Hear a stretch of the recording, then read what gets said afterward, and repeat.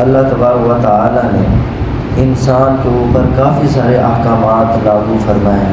من جملہ ان احکامات میں سے ایک حکم قربانی کا بھی ہے، اور یہ قربانی یہ عمومی اس کا حکم نہیں ہے، بلکہ اس کی چند شرائط ہیں جس کے اندر وہ شرطیں پائی جاتی ہیں، اس کے ذمہ قربانی کرنا واجب ہے۔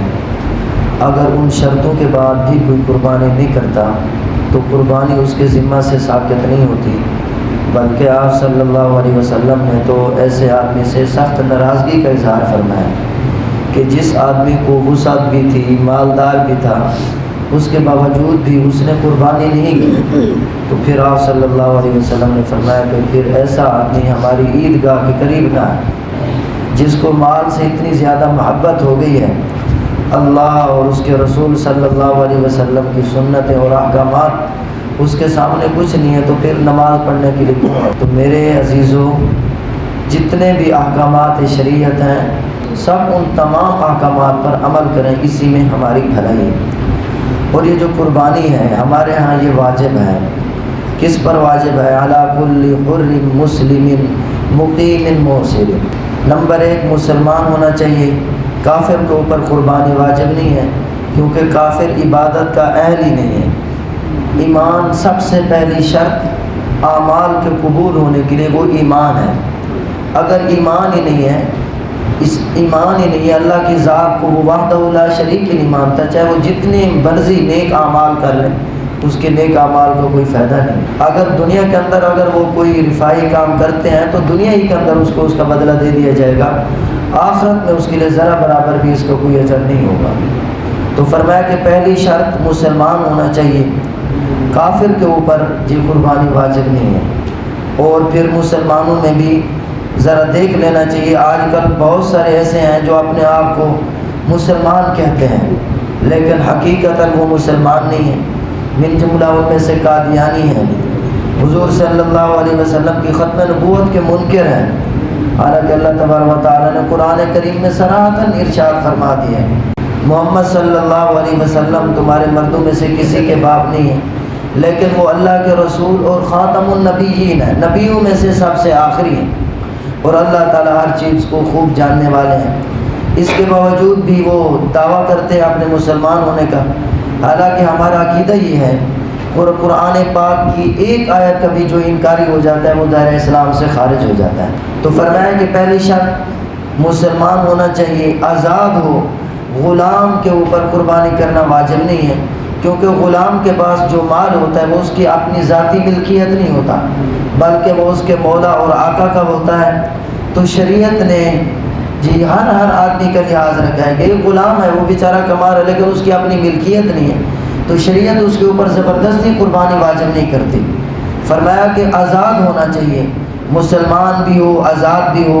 فرمایا مقیم ہونا چاہیے۔ اگر کوئی آدمی سفر کے اوپر گیا ہوا ہے، اب وہ اپنے شہر میں موجود نہیں ہے اور سفر شرعی ہے، اب اس کے اوپر بھی قربانی کرنا واجب نہیں ہے۔ ہاں اگر وہ قربانی کے ایام میں واپس آ جاتا ہے تو پھر اس کے اوپر قربانی کرنا واجب ہوگی، لیکن اگر وہ قربانی کے ایام میں سفر پر ہی ہے تو اب اس کے ذمہ قربانی واجب نہیں ہے۔ اسی طریقے سے ہمارے پاکستان سے، ہندوستان سے، دوسرے قرب و جوار سے جو لوگ حج کرنے کے لیے جاتے ہیں، اب انہوں نے حج افراد کیا ہے تو اب ان کے ذمہ قربانی کرنا واجب نہیں ہے، کیونکہ اب وہ مسافر ہیں۔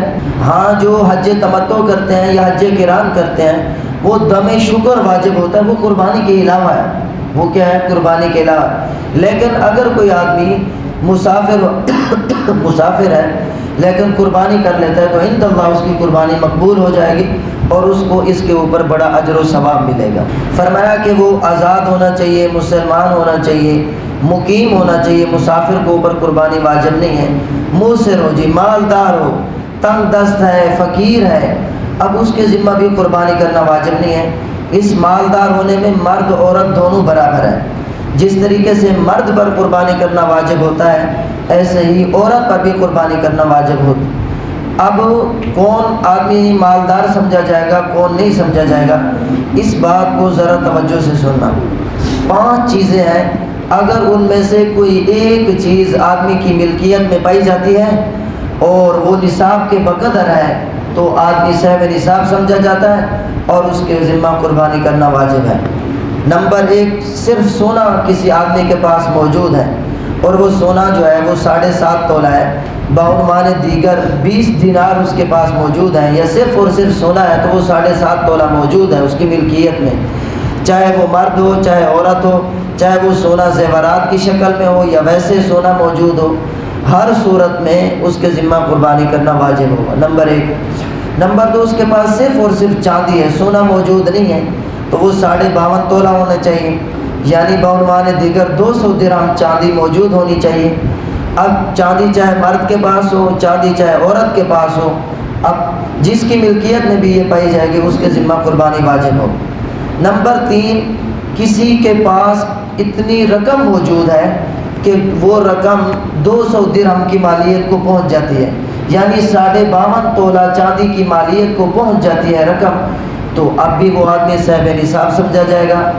نمبر 4، اگر کسی کے پاس مال تجارت ہے اور مال تجارت جی وہ بھی نصاب کو، چاندی کے نصاب کو پہنچ جاتا ہے، یعنی 52.5 تولہ چاندی کی مالیت کو پہنچ جاتا ہے، اب وہ آدمی بھی صاحب نصاب سمجھا جائے گا۔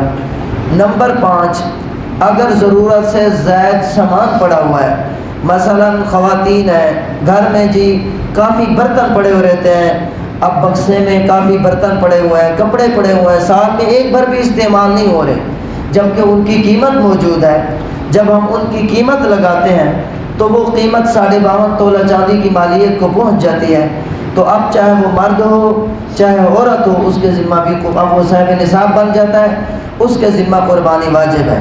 لیکن صورت یہ ہے کہ کسی کے پاس مکمل 52.5 تولہ چاندی والا نصاب بھی نہیں ہے، 7.5 تولہ سونا والا نصاب بھی نہیں ہے، اور اسی طریقے سے نقدی رقم بھی اتنی نہیں ہے، لیکن کچھ اموال ہے، کچھ سونا ہے، کچھ چاندی ہے، کچھ نقدی رقم ہے، کچھ مال تجارت ہے، کچھ ضرورت سے زائد سامان ہے۔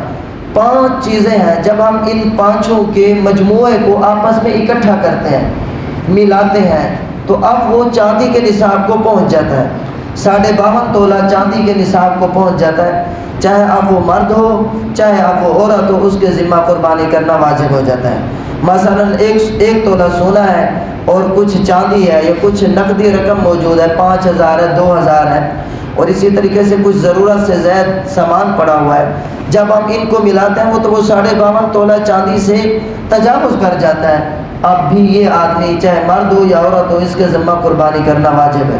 ہم سمجھتے یہ ہیں، ہم یہ کہتے ہیں کہ خواتین بھی کہتے ہیں جی ہمارے پاس تو 7.5 تولہ سونا نہیں ہے، ہمارے پاس تو 52.5 تولہ چاندی موجود نہیں ہے۔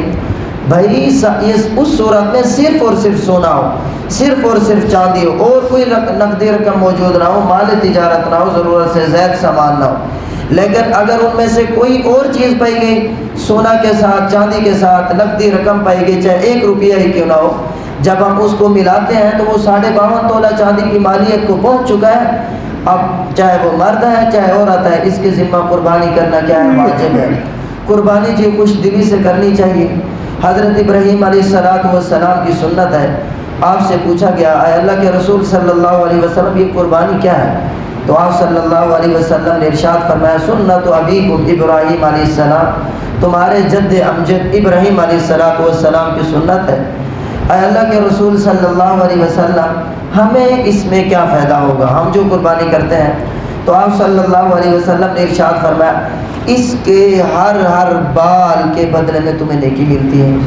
قربانی کے جانور کے جسم پر جتنے بھی بال ہیں اب وہ شمار نہیں کیے جا سکتے، انسانوں کے اندر طاقت نہیں ہے وہ شمار کریں، ہر بال کے بدلے میں اللہ تعالیٰ نیکی عطا فرماتا ہے۔ صحابہ نے عرض کیا اللہ کے رسول صلی اللہ علیہ وسلم بعض جانور ایسے ہیں ان کے جسم پر بال نہیں ہے، اون ہے، تو اس کا کیا حکم ہے؟ تو آپ نے فرمایا ہر اون کے بدلے میں بھی اللہ تعالیٰ نیکی عطا فرماتے ہیں۔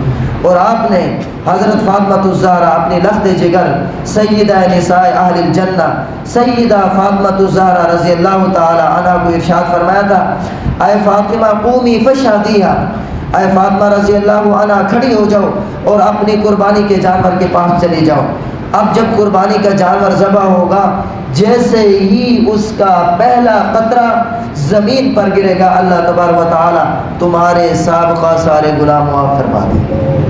تو قربانی کا جانور ایسا ہے جیسے ہی اس کا پہلا قطرہ زمین پر گرتا ہے عند اللہ اس کو مقبولیت حاصل ہو جاتی ہے اور آدمی کے سارے صغیرہ کبیرہ گناہ معاف ہو جاتے ہیں۔